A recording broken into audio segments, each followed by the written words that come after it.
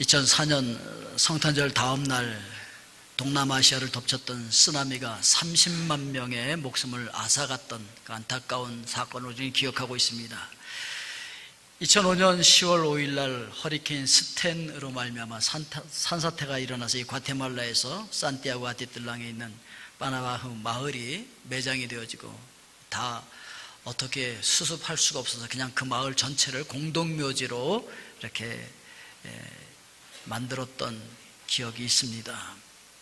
2011년 3월에는 또 쓰나미가 일어나서 일본 동북부 해안을 황폐하게 만들고 2만 명의 인명피해를 냈던 것도 우리 마음을 아프게 하고 있습니다.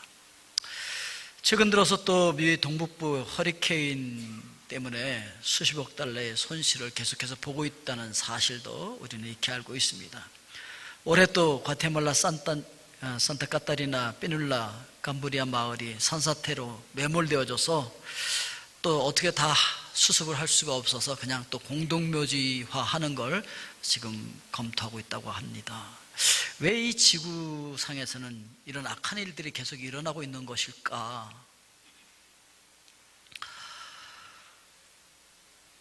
이 지구 땅덩어리 전체를 보면요, 농사짓기에 적합한 땅이 11%밖에 안 됩니다.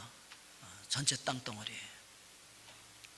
그마저도 때로는 가물고 또 얼고 홍수나고 또 다른 파괴적인 기후 여건 속에 놓여 있어서 그나마도 또 농사가 잘 안 될 때가 있어요.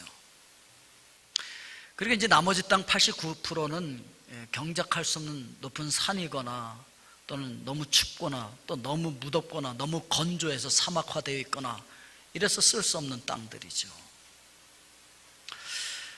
원래 하나님께서 만드신 땅은 이런 땅이 아니었습니다. 왜냐하면 하나님께서 만들어 놓으시고 보시기에 심히 좋았다 그랬거든요. 이렇게 악한 땅이 아니었어요. 처음 하늘과 처음 땅은요, 하나님의 임재가 있는 하나였어요. 그래서 하나님께서 땅과 하늘을 만드셨을 때는 좋게 만들었다는 거죠. 창세기 2장 4절에 보니까 하나님이 땅과 하늘을 만드시던 날에 누가 만들었다는 거예요? 하나님께서 만들었어요. 하나님께서 나쁘게 만들었겠습니까? 하나님께서 거기서 살던 인간들이 막 그냥 비참하게 죽어가는 그런 땅덩어리로 만들었겠냐고요? 아니죠. 하나님께서 좋게 만드신 거예요. 그리고 그랬기 때문에 하나님께서 모든 만물을 만드시고 보시기에 좋았더라, 이렇게 말씀하셨던 거거든요. 그때는 어떤 땅이었었느냐?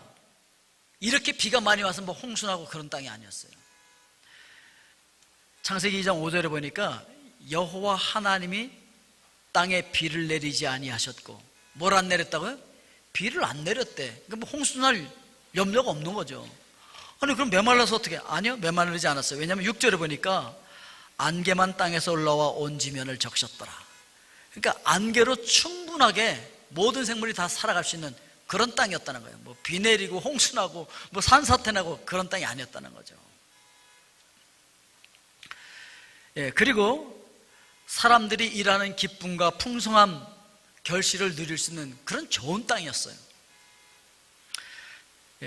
얼마나 멋지고 평화롭고 아름다운 땅이었었는지 성경이 우리에게 그걸 이렇게 표현해 주고 있습니다. 우리 창세기 2장 11절 말씀부터 한번 보겠습니다. 첫째의 이름은 비손이라. 금이 있는 하윌라 온 땅에 둘렀고 그 땅의 금은 순금이요 그곳에는 베델리엄과 호마노도 있으며, 둘째 강의 이름은 기혼이라. 구스 온 땅을 둘렀고, 셋째 강의 이름은 히데겔이라. 아스로 동쪽으로 흘렀으며, 넷째 강은 유브라데더라. 그러니까요, 그냥 물이 충분한 땅이었다는 거예요. 뭐 홍수나고 그런 건 없는데, 그리고 얼마나 아름다운 것이었는지 금은 보석으로 쫙 치장되어져 있는 너무나 아름다운 것이죠. 이 모티브가 계시록에 가서 완성이 되어지죠. 계시록에 우리가 들어가서 살 새하늘과 새 땅이 어떤 것이냐? 온갖 보석으로 꾸며져 있는 것으로, 이렇게 에덴 동산과 이 계시록이 이렇게 만나는 것이죠. 사실 하나님께서 만드신 이 땅에서 처음에 뭐 그냥 놀고만 산 건 아니었어요. 창세기 2장 15절에 보니까 여호와 하나님이 그 사람을 이끌어 에덴 동산에 두어 그것을 경작하며 지키게 하시고, 그렇게 일하게 하셨다는 거죠. 그런데 지금처럼 힘든 일이 아니었던 거죠. 지금처럼 뭐 땀 흘리고 고생해야 겨우 먹고 사는 그런 땅이 아니었던 거죠. 너무 풍성한 수확이 있는 땅, 아름다운 땅, 살기 좋은, 아주 기후도 좋고. 그랬다는 증거가 뭐냐면요, 이 땅에 아직도 그런 흔적들이 남아있는데, 북극과 남극과 사하라 사막 같은 곳에 그 밑에 보면요 엄청난 석탄이 묻혀 있어요. 이거는요 그때 당시에 그것이 식물로 무성한 지역이었었다라고 하는 것을 우리에게 보여주고 있는 것이죠. 북극에서 이 발견된 이 맘모스요, 얼음 속에 있던 그 맘모스, 그 배 속에서 뭐가 나왔는지 아십니까? 아열대 기후에서 자라나는 그 식물들 있죠, 그 식물들, 그 이파리를 따먹고 그 배 속에 있는데 그냥 얼음 속에 갇혀갖고서 그냥 이제 발견되는데, 그렇다고 한다면 그 북극이 그때는 뭐였다는 얘기냐면요, 지금 이 과테말라처럼 아열대 기후로 살기 좋은 땅이었다는 거예요. 그러니까 하나님께서 처음 만드셨던 땅은 지구 땅 전체가 다 살기 좋은 곳이었어. 옷을 입어도 살고 안 입어도 살고, 너무 기후가 좋았다는 거예요. 딱 살기 좋은 아열대 기후였어요. 그러니까 지구 전체가 일기가 똑같으니까 뭐 어느 한쪽이 뜨거워서 공기가 올라가고 그걸 채우기 위해서 옆에서 찬바람이 불어와서 폭풍우가 일어나고 그런 기후가 아니었다는 거죠. 기후가 다 똑같기 때문에 잠잠해. 그렇게 뭐 큰 바람 불 일 없어. 뭐 솔솔 바람이나 불면 모를까. 그런 지구였다는 거예요. 뭐 토네이도, 뭐 허리케인 이런 거 절대 있을 수 없는 땅이었던 것이죠.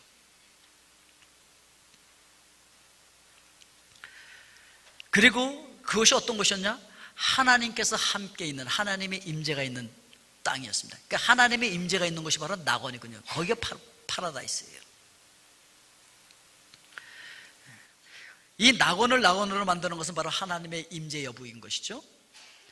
창세기 3장 8절에 보니까 그들이 그날 바람이 불 때 동산에 거니시는 여호와 하나님의 소리를 듣고, 동산에 거니시는 여호와 하나님, 그러니까 하나님께서 아담과 하와가 있는 거기를 같이 거닐고 계시는, 하나님께서 임재하시는 곳이었어요. 그러니까 하나님께서 함께 살고 있는 거기였기 때문에 거기가 바로 파라다이스, 거기가 낙원인 거예요.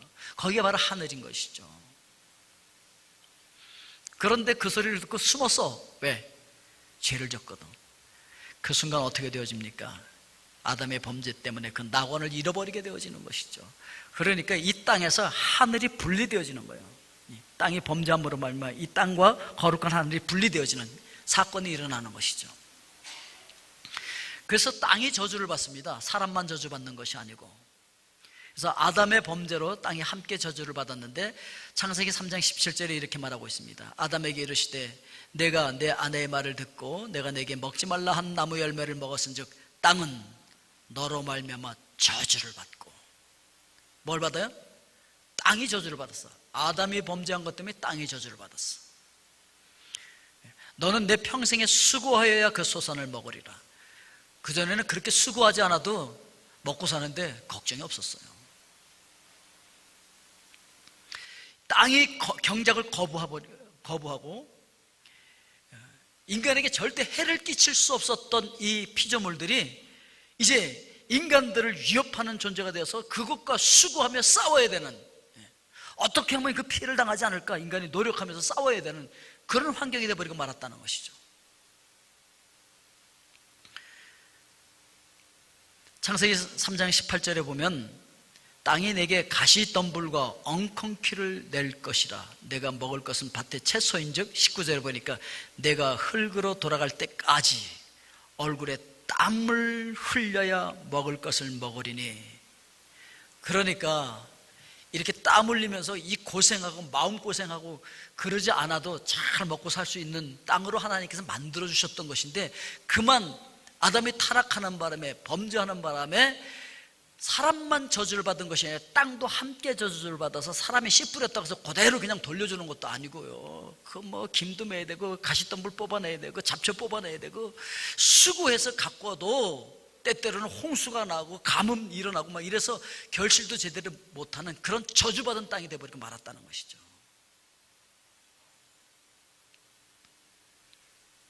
그래서 현재 우리가 살아가고 있는 이 피조 세계는요, 아담의 죄로 말미암아 오염되어 있는 그런 세상이에요.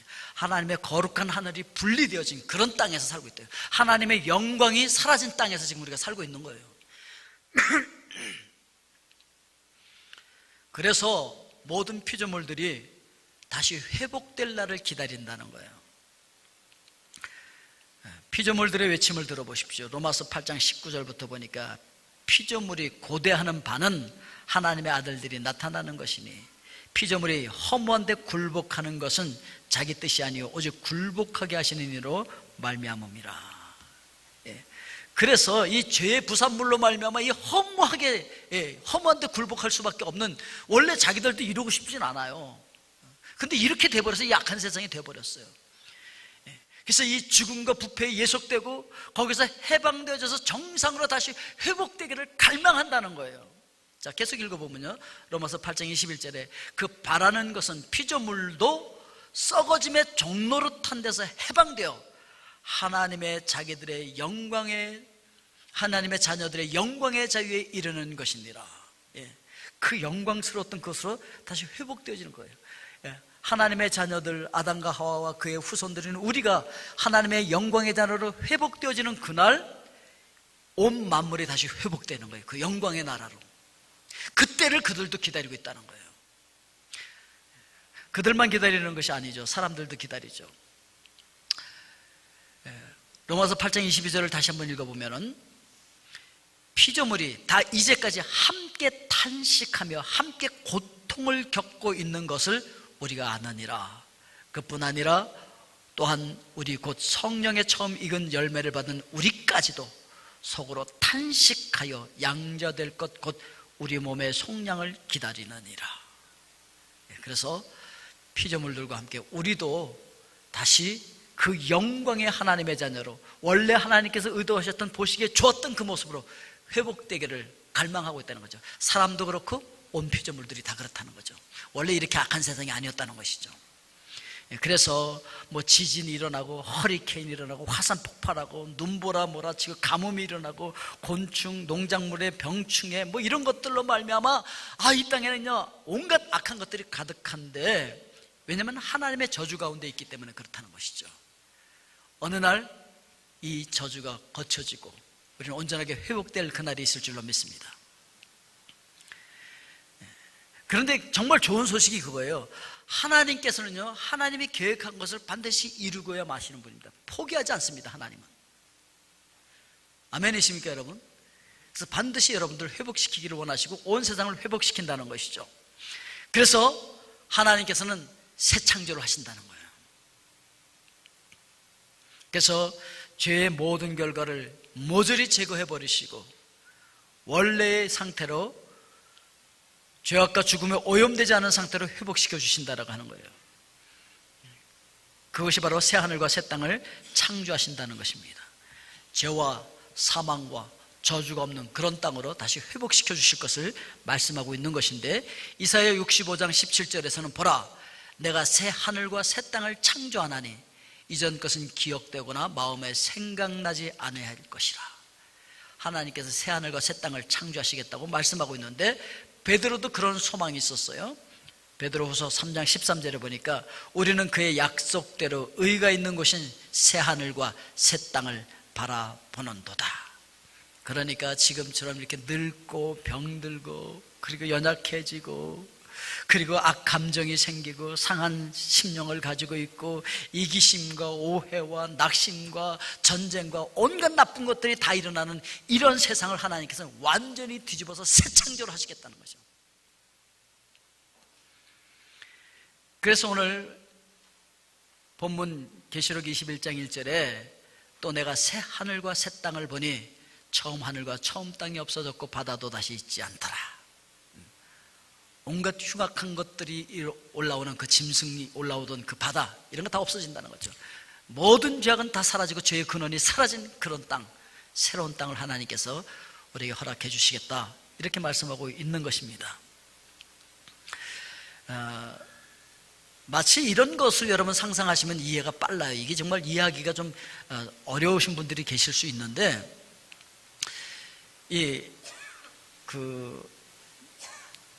여자들이 일생에서 가장 아름다운 때가 언제라고 하죠?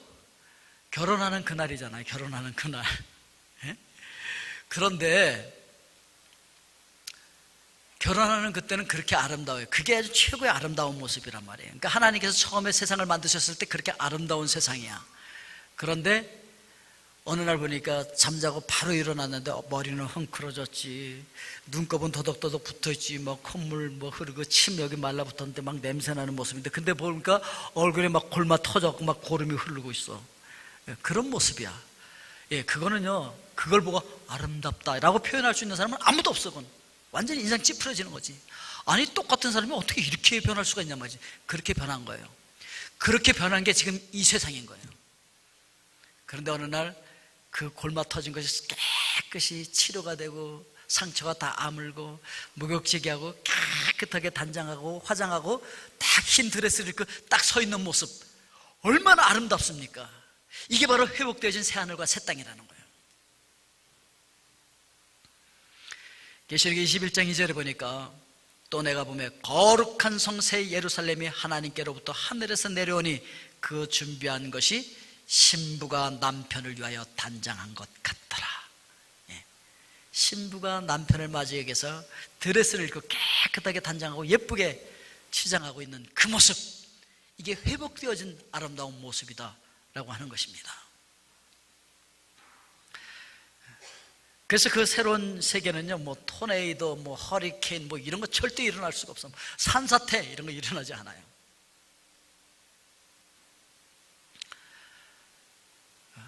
그래서 우리가 그 모든 죄의 결과로부터 완전하게 치료되어지고 완전하게 회복되어진 그 모습을 갖게 되어질 것이다 라고 하는 것입니다. 그리고 그 하나님의 나라를 회복하면 어떤 나라가 되느냐? 하나님께서 함께 하시는 나라, 하나님께서 늘 우리와 함께 하시는 하나님의 임재가 있는 곳입니다. 그 하나님의 임재가 있는 곳이 바로 하늘인 거예요. 여러분, 언제 우리 갈까? 하늘나라, 저 하늘, 저 우주 어디? 여러분, 달에 가서 지구를 보십시오. 얼마나 아름다운 하늘나라인데. 그거 아세요, 여러분? 우주에 가서 지구를 보면요, 지구보다 아름다운 하늘나라는 없어요. 가장 아름다운 별이에요. 뭐 어디 이렇게 바라보지 마십시오. 그렇지만 그 아름다운 이 지구 덩어리도요, 타락한 세상인 거예요. 그러니 이게 회복될 때 얼마나 아름답게 회복될지 여러분 기억하십시오. 그래서 내 주 예수 모신 것이 그 어디나 하늘나라예요. 하나님의 임재가 있는 것이 하늘나라이기 때문에 하나님께서 이스라엘 백성들에게, 야, 내가 너희들 조상에게 준다고 약속했던 그 젖과 꿀이 흐르는 광대하고 아름다운 땅 있지? 그 가나안 땅에 너희들 들어보내줄 거야. 그러니까 여기서 이렇게 억압해서 그냥 종노릇하고 고생하지 말고 자, 나가자. 그거 설득하는데도 꽤 애먹었잖아요. 그렇죠? 10가지 재앙을 통과하고 나서야 이제 이스라엘 백성들도 따라 나오잖아요. 그래서 따라 나와서 홍해를 건너와 놓고 뭐 합니까? 금으로 만든 송아지를 만들어 놓고 그걸 섬겼잖아요. 하나님께서 화가 나갖고 뭐라고 말씀하시면, 야, 너희들 좋아. 내가 약속해 준 거니까 젖과 꿀이 흐르는 그 가나안 땅 너희들 들어가게 해줄게. 가! 그렇지만 나는 너희들하고 안 가. 속 터져서 너희들 다 죽일 것 같아. 그렇게 아니, 제 얘기가 아니고 성경에 나와요. 출애굽기 33장 3절에 보니까 너희를 젖과 꿀이 흐르는 땅에 이르게 하려니와 나는 너희와 함께 올라가지 아니하리니 너희는 목이 곧은 백성인즉 내가 길에서 너희를 진멸할까 염려함이니라 하시니. 너희들 곧다이로 행하는데 내가 같이 갔다 화가 나서 너희들 다 죽일 거야. 내가 차라리 안 갈 거야. 너희들끼리 나가.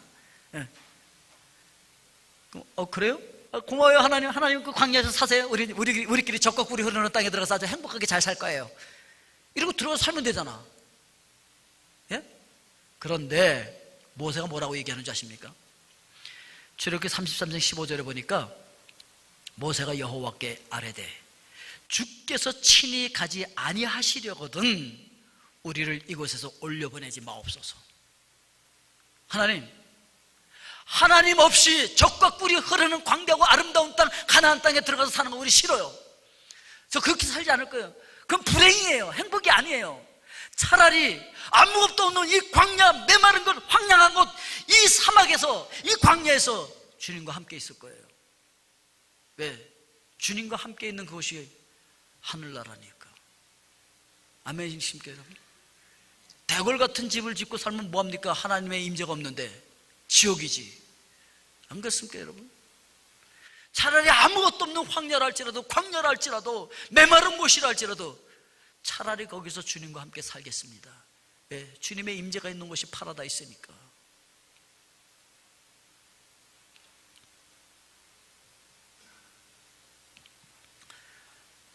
그래서 하나님께서 우리에게 그 하늘을 회복해 주신다는 얘기는 하나님께서 우리와 함께 해주시겠다는 얘기예요. 죄를 지면 죄가 하나님과 사람을 분리시키잖아요. 그런데 이 죄 문제를 해결함으로 말미암아 하나님께서 다시 인간과 하나가 되고 하늘이 땅과 하나가 되어지는 그런 역사가 일어나게 되어진다라고 하는 것이죠. 계시록 21장 3절에 보니까 내가 들으니 보호자에서 큰 음성이 나서 이르되 보라, 하나님의 장막이 사람들과 함께 있음에 하나님이 그들과 함께 계시리니 그들은 하나님의 백성이 되고 하나님은 친히 그들과 함께 계셔서. 그래서 마지막에 새하늘과 새 땅은 어떤 곳이냐?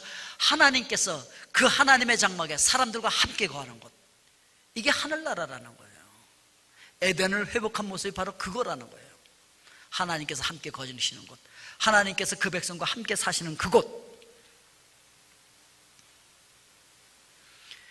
그래서 그곳은 어떤 곳이 되어지느냐? 21장 4절에서 모든 눈물을 그 눈에서 닦아주시니 다시는 사망이 없고 애통하는 것이나 곡하는 것이나 아픈 것이 다시 있지 아니하리니 처음 것들이 다 지나갔음이로라. 그때는요 울 일이 없어요. 그때는 마음 아파할 일이 없어요. 그때는 마음 상할 일이 없어요. 그때는 모든 피조물들도 마찬가지고 사람의 마음도 마찬가지고요, 상할 일이 없어. 누구를 상하게 할 일도 없어. 허리케인, 토네이도, 뭐 홍수, 가뭄, 병충해 이런 것 때문에 고통당할 일이 없어. 사람끼리도 상하게 할 일이 없어. 그때는.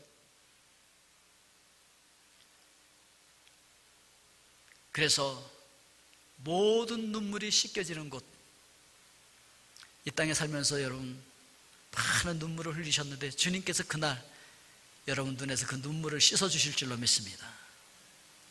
그날이에요. 언제 그럼 그날이 올까? 언제 그 하나님의 나라가 회복될까? 이미 회복되기 시작했습니다. 아직 완성되진 않았지만. 고린도후서 5장 17절 말씀해 보니까 그런즉 누구든지 그리스도 안에 있으면 새로운 피조물이라. 이전 것은 지나갔으니 보라! 새 것이 되었도다. 이미 여러분들 새 것이 되기 시작했습니다. 예수 그리스도와 함께 옛 것은 죽고 옛사람은 죽고 예수 그리스도와 함께 새 사람으로 부활한 줄로 믿습니다. 예수 그리스도의 생명으로 살기 시작했다고요. 에베소서 1장 13절 14절에 보니까 그 안에서 너희도 진리의 말씀 곧 너희의 구원의 복음을 듣고 그 안에서 또한 믿어 약속의 성령으로 인치심을 받았으니 이는 우리 기업의 보증이 되사 그 얻으신 것을 속량하시고 그의 영광을 찬송하게 하려 하심이라. 그러니까요 성령께서 이미 우리 속에 왔잖아요. 우리가 예수 그리스도를 믿는다고 하는 순간 예수 그리스도의 영, 거룩한 영 성령께서 우리 안에 들어오셨잖아요. 그 성령이 우리 안에 들어온 그 사건이 바로 인치는 사건인 거예요.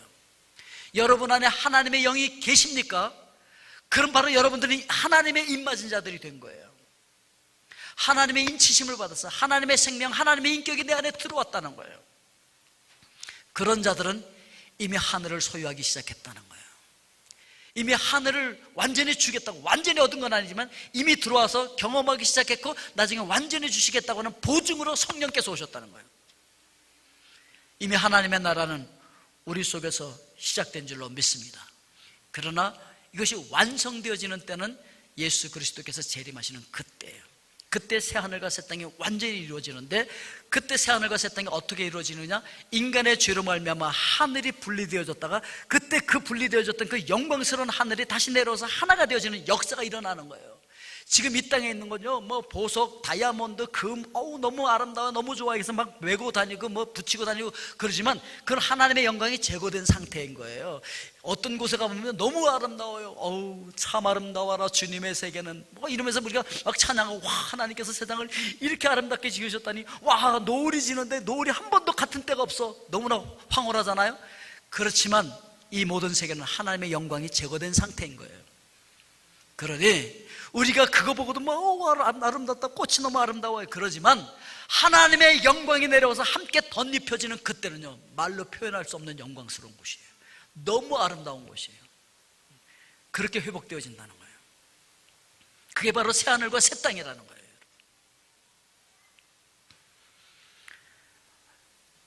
이 헬라 철학자들은요, 이 만물을 보면서 이거 굉장히 악하다고 생각해요. 다 악한 거다. 그래서 이원론이 나오게 되는 거죠. 그래서 영은 선한 것이고 물질은 악하다, 육체에 속한 것은 다 악한 것이다 이라고 가르쳤죠. 그 영향을 지금도 서구 사회와 한국 사회도 많이 받고 있어요. 그런데 여러분 이거 기억하셔야 돼요. 창세기 1장 31절에 하나님이 지으신 그 모든 것을 보시니 보시기에 심히 좋았더라. 모든 만물, 물질, 우리 육체적인 것들 다 좋은 거예요. 이 타락해서 그 영광의 광채가 지금 가려져서 이 정도지, 이게 하나님의 영광의 광채로 다시 덧입혀질 그때는요, 너무 아름다운 것이에요. 뭐 지금도 좋은 거예요. 나쁘다고 하지 마십시오.